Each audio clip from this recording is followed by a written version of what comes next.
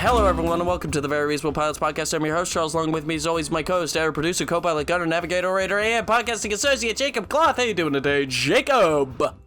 I am swell, Charles, and excited for another episode of the podcast. We pitch new TV shows every single week. New storylines, new characters, new worlds, new ideas, all packaged into these lovely little TV shows, films, and sometimes now short stories that we come up with and write. So I'm excited for this week because we're now in a whole nother slew of 100 episodes. All kinds of new avenues are open up. Are we going to have, I don't know, or is there going to be a theatrical number? Are you going to write a musical, Charlie? Oh I don't my God, know. we could write musicals. I don't know how to write music. Do you know how to write music, Jake? No, but like, how hard could it be? It doesn't seem that hard. I mean, like, a bunch of fucking drug addicts do it all the goddamn time, you know? They write music 24/7, so I feel like I could do it. I wrote a song for one of our shows once, remember? I just wrote the lyrics for it. Oh, yeah, you did. I forgot about that. It was to, I forget the ants go marching on. Yeah, all right. Anyway, we're not musically gifted, folks. No. Definitely don't have that. Whatever it is, you're up this week because we switch off every week writing pitches and TV shows and all that kind of stuff. Mm-hmm. And your show has the title, which is Old Man's Ledge, which I believe was given to me like a month and a half ago. Yeah, it was probably a while ago at this point. It was a while ago. We had a little bit of delay on the final episode that's of all right. the last 100 because I had to edit it. But we're back. We are back. I was thinking how funny it would be if you just gave up. Like, if the show just stops. At we just stopped the podcast because I $2.99, couldn't handle it. And it was like us at the end of $2.99 saying, like, we'll see you guys next week with a brand new awesome TV pitch that we're going to do the whole thing, and then we just never do it. I did think that would be funny. But it would hurt my soul to see the show end so abruptly. We would have to have some... I think in order to do this show justice, to end the Very Reasonable Pilots podcast, we would have to have some sort of like a Super Smash style brawl between all of our characters, you know? That would be how the show would have to end. But today I have Old Man's Ledge sitting in front of me. It's on my lap. I wrote most of it this morning. It is a movie. It's not a TV show.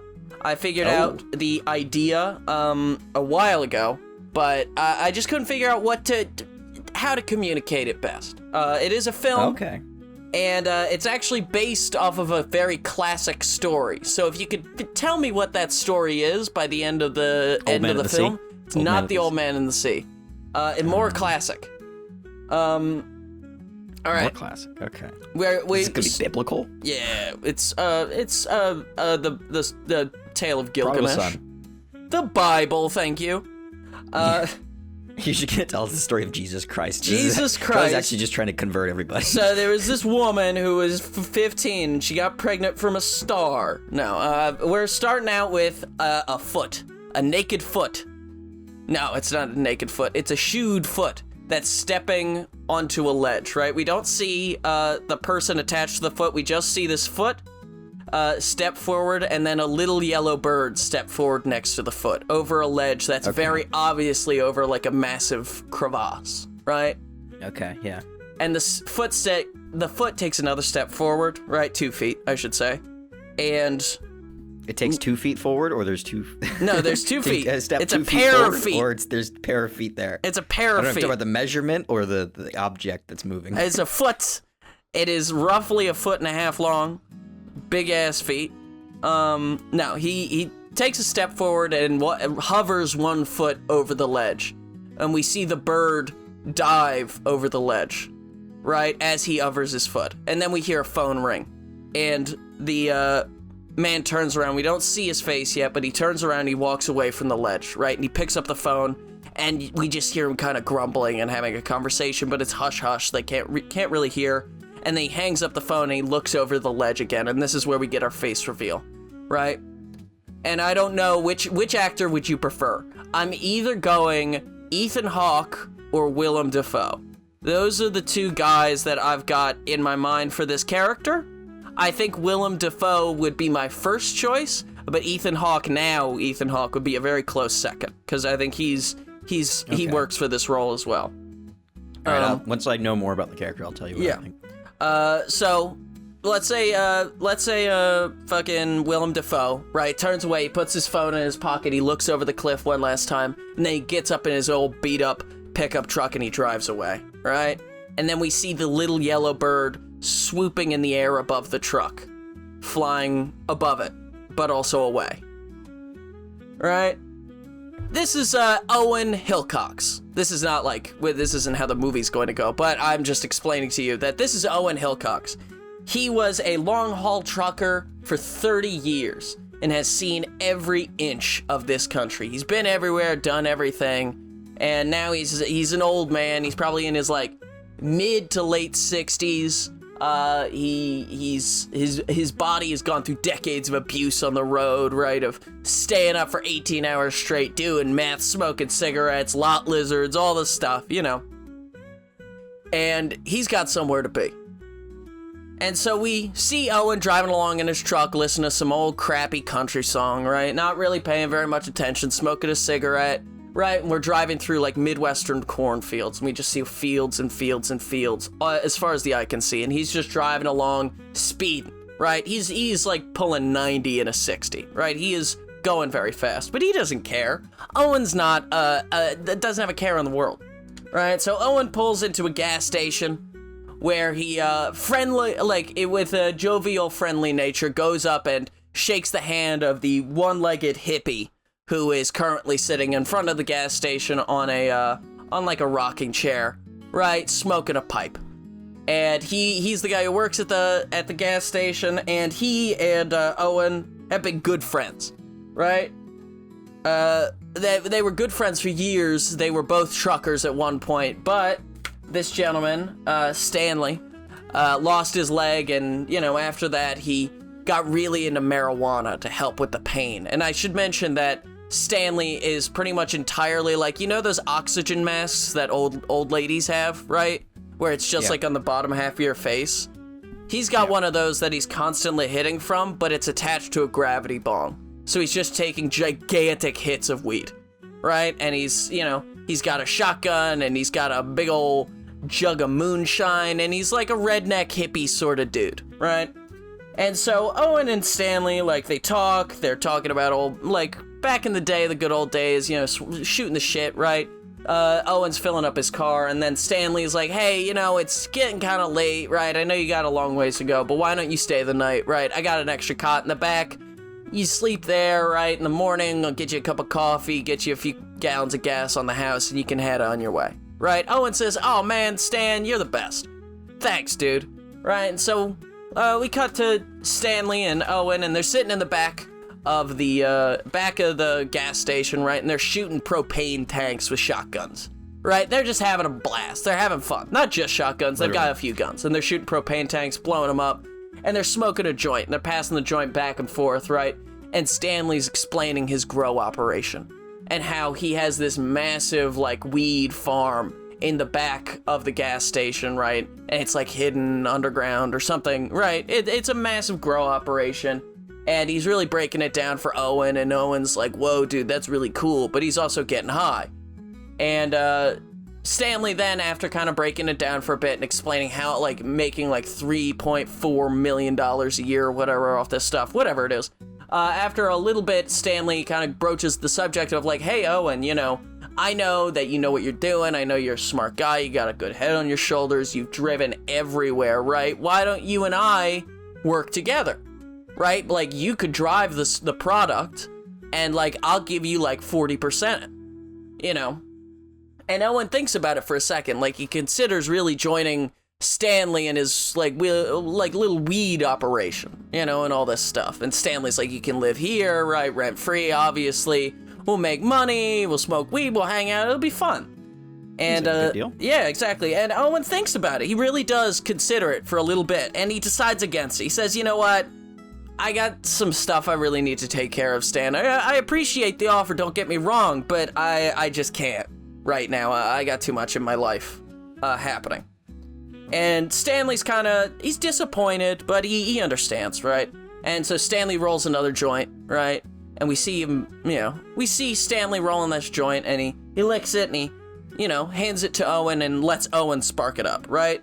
And so while Owen is like taking the first few hits of the joint, Stanley is explaining like how this operation works and local police that he's had to pay off and stuff like that, and how he can't really have just like random people knowing that this exists. And so, you know, frankly, Owen, if you're not willing to stay, I can't really let you leave. And so Stanley cocks his shotgun. And then Owen, like, kind of freaks out a little bit, and he looks at his hands, and his hands start vibrating. And then colors start coming off of his hands and pouring out of every pore in his body. And Owen realizes that his joint was laced with LSD. And so Owen just books it into the woods. And Stanley, well, he is one-legged, but he has been one-legged for about 15 years, so he can hop like the best of them. And so... Like the best of them? Yeah. We see Owen just running through the woods, and he is, like, hallucinating behind him just an army of these one-legged, multicolored, bearded hippies with shotguns, and these big dogs that are chasing him. And so he's dodging shotgun blasts. He's, like, getting away from the dogs. He's jumping and running and hiding and all this stuff, and Stanley's chasing him all through the night, right? And we hear shotgun blasts and screaming and yelling and shouting. Then we cut to the morning, right? It's the other side of the woods, and Owen walks out, right? He's tired, he's exhausted. The LSD and the weed, they've gone away, right? He's totally sober, he's just miserably tired and exhausted and all this stuff. And so he is walking along the woods, he's walking along this highway. He lost Stanley somewhere in the woods, and he's wandering along, and he finds his diner, right? He gets to this diner, and he's exhausted, and he's tired, and he sits down in a booth, right? And there's this one-eyed woman who's working at this diner, right? And she's got an eye patch. And she, like, says, "What can I get you, darling?" Or no, sorry, she doesn't say it like that. I forgot to mention, she has a thick Slavic accent, right? Like, super heavy-duty, you know, she's from, like, the woods of Poland, or something like that. She's got a very thick, heavy Slavic accent. And she, like, gets him you know, some eggs and bacon and coffee and all this stuff and hash browns and all this stuff. He never asks for any of it. She just brings it to him because she could tell he's had a rough one. And so she gives him all this stuff, and he starts talking about, like, oh, I had this buddy that I went to go see, but it's, you know, he was, like, a drug guy, and so he wanted me to have his... make drugs with it? I don't know. Like, Owen's breaking down this whole story, and he's talking about this whole tale of woe, and she's listening and kind of, you know, nodding her head and listening along and all this stuff. And he finishes up, and he finishes his meal, and he says, "Thank you very much, ma'am." And she says, "My pleasure. Are you gonna pay cash or card?" He's like, "I'm sorry?" He's like, cash or card? I mean, you ate the food, you drank the drink, I'll listen to you talk. Do you think that was all for free? And he pats himself down, and he realizes that he doesn't have his wallet. He doesn't have anything. His car keys, his phone, his wallet, all of it's left back at Stanley's place. So he's fucked. And then that's when she pulls out her harpoon gun from underneath the desk and fires one at him. Like underneath the countertop. Fires a harpoon at him. It goes like right next to his head. He realizes this bitch is crazy. I'm not going to be able to pay $12.97 for dinner or for breakfast, and she's going to kill me. And so he runs out of the... That's a good deal. Yeah. $12.97 for that amount of food. Exactly. He runs out the front door. He sees that she rides a moped to work every day, and she's kind of an idiot, and so she left the keys in it. So he hops on this moped. He drives away. She fires another harpoon at him. It sticks into the back of the seat of the moped, right? She is... going again. All right, we're good. I don't know why that keeps happening. I needed to see if it was 3, 2, 1. All right. Okay. Cool. Harpoon hits in the back of the seat. Yeah, harpoon hits the back of the seat, and he gets away. And he's like, so happy. He's listening to "Smells Like Teen Spirit" by Nirvana. That's playing over his escape. Right, and he's got this big grin on his face and all this stuff. And then we see the young Slavic woman with one eye call her dad. And her dad is the local sheriff, Crookston. That's his name. And she says, "Daddy, she's got a Slavic accent, but I'm just doing a southern one. Daddy, I want you to find this man. He stole my moped and stole my breakfast. You know, whatever. And this local sheriff says, don't worry, darling, I will find him. I will chase him to the ends of the earth. Right? And so, we just have a nice, like, montage of Owen driving down the moped, right? And he's driving the moped, and he's having a grand old time driving his moped, and we see it slowly, as the day continues, it ticks down, down, down on gas, until it finally runs out, and it sputters to a stop in front of this slaughterhouse. And so, Owen is at first a little freaked out that he's at a slaughterhouse, but he's like, you know what, fuck it, who cares? It'll be fun. And so he goes up to the slaughterhouse and knocks on the door. And the most beautiful woman you've ever seen in your life steps out, right? She is gorgeous, head to toe in absolute, like, incredible clothing. She's got long legs, high heels, beautiful red dress, her hair's all done up, she's got perfect makeup on, those long gloves that fancy ladies wore in movies back in the day. You know what I'm talking about, right? Totally out of the space where totally not what somebody in a slaughterhouse should be dressed as, right? Gotcha. And she explains that her name is Cecilia, and she runs the slaughterhouse. This is what has been in her family for generations now. And so she explains that to him, and he asks if he could use her phone. And she says, of course. And, you know, he makes a phone call, right? We don't hear what he says on the phone. We don't hear what's said to him. We just see him kind of grumble and hang it up, right? And then he asks to Cecilia, like, hey, is there a gas station or something nearby where I could just fill up my moped? I really do have somewhere to be. And she explains, like, yes, there's a gas station. I've actually already called the tow truck to bring you some gas. Why don't I give you a tour of the grounds in the meantime, before the tow truck arrives with the gas for you?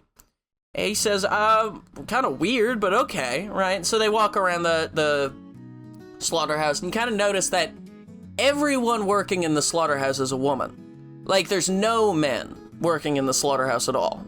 But Owen doesn't really think much of it, right? And so he's walking around, they bring him to the back, right, where they keep all the pigs, right, that they slaughter here. And he opens the barn door to see the pigs, and it's empty. And then a needle goes in his neck, and he passes out, right? Ah, boy. He wakes up. His hands are handcuffed, and the handcuffs are placed over a meat hook, right? The meat hook is like he's being like held up by his wrists on a meat hook, but the meat hook's not like through his wrists or anything. He can still get out. It's just like on cuffs. And Cecilia explains that she happily kills any of the men who stumble upon her slaughterhouse, right? They can't be trusted, man. She kills them, and she sells them as pork products. And she's going to do the same with him. That's what goes into hot dogs. Yeah, exactly. And he's going to do the same thing to him, right? And just before she's about to plunge the knife into his heart and bleed him and turn him into pork scratchlins or whatever the fuck, right? Sheriff Croxon kicks down the door of the front of the slaughterhouse, right? He starts shouting and screaming and getting angry at everybody, like, looking for Owen. But they don't know that. They know that they are a secret cannibalism slaughterhouse, and so all of the slaughterhouse employee ladies pull out, like, shotguns and machine guns and pistols from underneath their slaughterhouse, like, robes or whatever, like their aprons, and they start firing. And there is a massive gunfight between the sheriff, the sheriff's department, and the slaughterhouse people, right? It's a massive, massive gunfight. Deaths on all sides, right? It's all crazy, right? And in the commotion, in the ruckus, Owen is able to escape, free himself, right? He grabs a smock and a mask and a hairnet, right? Because his clothes have been taken, but also to blend in more with the slaughterhouse people as he makes his escape. And so Owen, like, sneaks out the back, and he notices that somebody takes a skateboard to work. And so our next shot is we see, like, in the background, we see this, like, massive gunfight between these, like, slaughterhouse ladies and the cops. And then we see Owen skateboarding down the highway, in his like crazy smock and mask, and he's got no shoes on. He looks like a lunatic. And he's skateboarding down the highway, and he skateboards all through the he skateboards from the like beginning of the day all into the night, right? And once he hits the night, he finds this little creek and he beds down for the evening, right? And he sits and he looks up at the stars, right? As he falls asleep, and he wakes up at dawn, gets back on his skateboard, and he keeps riding down the highway. And he rides until he gets to a cemetery, right? And he sees that the cemetery, the service is over. There's a service that was happening and it's over now. And he looks out and he's dressed like an absolute maniac, right? And he looks out and he sees these two young men standing over a grave, right? And these two young men look very much like Owen. And he walks up to them, right? Looking mad, and they start getting angry at him. Like, what the hell are you doing? How dare you come to my mother's funeral dressed like a lunatic? Who the fuck are you? And all this stuff. They don't recognize him. They start getting angry at him until the little dog that was their mom's love of her life, her little like Shih Tzu, right? Runs up, smells Owen, and jumps in his arms. And they realize that this half-crazed old man is their father, who's the only person that their dog loved as much as he loved their mother, right? And there is a silent hug, silent family reunion. Match cut to the opening shot of the movie, right? Now he's stepping out onto a wooden ledge, barefoot. All we see is his feet and a little bird next to him. The little bird dives down, right? His foot hovers over the edge, and then he takes a step back, he turns around, he walks away. And then we hear running, and then we see him sprint and jump off of the ledge. And we're like, oh God, did he just kill himself? And then we zoom out, he jumps into a lake where his two sons and their kids are all hanging out, and he's playing with his grandkids, and he's having a grand old time. And the bird flies away, tweeting as it goes. That's Old Man's Ledge. That's the story. That's the movie I came up with. Oh, interesting. Okay. I am not sure what is it. Is it the Odyssey? It is the Odyssey. Yeah, it is the Odyssey. Okay. All right. I would. That's what I thought, but I was like, is it not the Odyssey? I'm not sure. But yeah, okay. I like that a lot. That was a lot of fun. He just keeps going through different scenarios that all are just pretty fucking shitty. Yeah, but you got the Lotus Eaters with the hippie Stanley, you got the Cyclops with the crazy lady, and you've got the witch who turns. You've got the sheriff who is Poseidon, like in this story. Oh, that's and nice, then oh, so this is like a direct parallel. That's kind of And cool. then Cecilia is the witch who transforms men into pigs.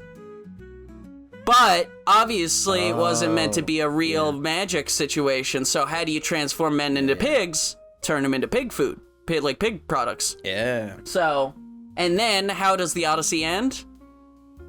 Odysseus shows up to his wife's, like, she's not dead in the Odyssey, but he shows up and his sons don't recognize him, but the dog does. So, that's a little fun. I was doing that. Doesn't the dog recognize him in the Odyssey and then die immediately? I don't think the dog dies immediately in the Odyssey. Maybe not. Hopefully not. But yeah, that was the show I had. The movie, I guess. I like that a lot. That was a lot of fun. Okay. I thought it was the Odyssey, but it wasn't 100%. I was trying to think of like other, like sort of journey shows like that. No, I get you. But that was pretty. Thank you. Very good. All right. Good start to our new slew of episodes, 301. Downhill from here. Downhill. Yep. Oh my God. Yeah. The next one's gonna be crap. Which. Speaking of the next exactly. one, Which title? 1, 2, 3, 4, 5. We have 5 titles. Okay, I'll pick number 3. Okay, Jake. This title is one that I'm really excited about, but... Oh, damn it. But I am giving you 100% if you want to say no to this title, that is okay. I wrote this better not be Res Publica knowing that you might say no. No, it's not Res Publica Season 5. Okay, I don't have the book near me, so I definitely... Your title is Scooby-Doo and the Mystery of Cannibal Caverns.